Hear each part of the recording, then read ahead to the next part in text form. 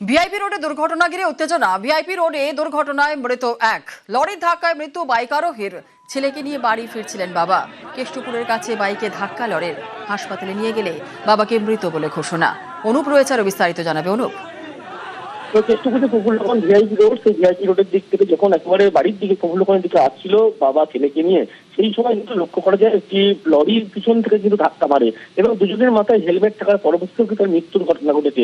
এরপরেই যে গোটা ঘটনা যখন ঘটে এবং বাবাকে যখন স্পটে মৃত্যু বলে ঘোষণা করে, ছেলেকে পরবর্তী ক্ষেত্রে আশঙ্কাজনক অবস্থায় হাসপাতালে এখনো চিকিৎসাধীন রয়েছে। যদিও এই গোটা ঘটনার পরবর্তী ক্ষেত্রে উত্তেজনার পরিস্থিতি তৈরি হয়।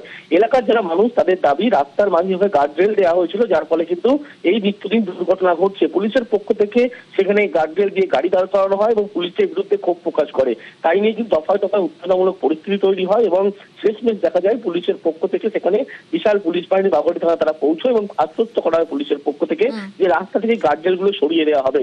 এবং এই যে দুর্ঘটনা পরবর্তী ক্ষেত্রে একজনের যে মৃত্যু এবং একজনের অবস্থা এখনো আশঙ্কাজনক অবস্থায় রয়েছে এবং ইতিমধ্যেই পুলিশের পক্ষ থেকে গতকাল রাত থেকেই এই এলাকার যে গার্ডরেল, সেই গার্ডরেল গুলো কিভাবে কোথায় রাখা বসানো যায় এই সমস্ত রকম ব্যবস্থা করা হচ্ছে। কিন্তু এই দুর্ঘটনা ঘিরেই কিন্তু গতকালই উত্তেজনামূলক পরিস্থিতি তৈরি হয়েছিল। বেশ, ভিআইপি রোডে দুর্ঘটনা ঘিরে উত্তেজনা। ভিআইপি রোডে দুর্ঘটনায় মৃত এক, লরির ধাক্কায় মৃত্যু বাইক আরোহীর। ছেলেকে নিয়েই বাড়ি ফিরছিলেন বাবা। কেষ্টপুরের কাছে বাইকে ধাক্কা লরির। হাসপাতালে নিয়ে গেলে বাবাকে মৃত বলে ঘোষণা। রাতেই ভিআইপি রোড অবরোধ করে বিক্ষোভ। ফেলে দেওয়া হয় ট্রাফিকের গার্ডরেল।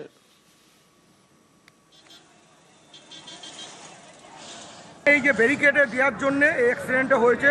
গাড়িগুলো এই যে রাস্তার মধ্যখানে ব্যারিকেড দিয়ে রাখে পুলিশ কেস করার জন্য, এই জন্য এই জিনিসটা আজকে হয়েছে।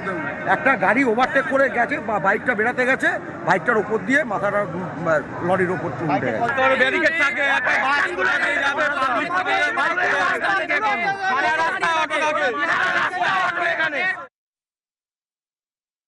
একটা লরিতে নাকি ওই বাইকটিকে মেরেছে, আর ওতে দুজন ছিল, বাবা এবং তার ছেলে। তো বাবাটি নাকি স্পট ডেড হয়ে গেছে আর ছেলেটিকে হাসপাতালে নিয়ে যাওয়া হয়েছে।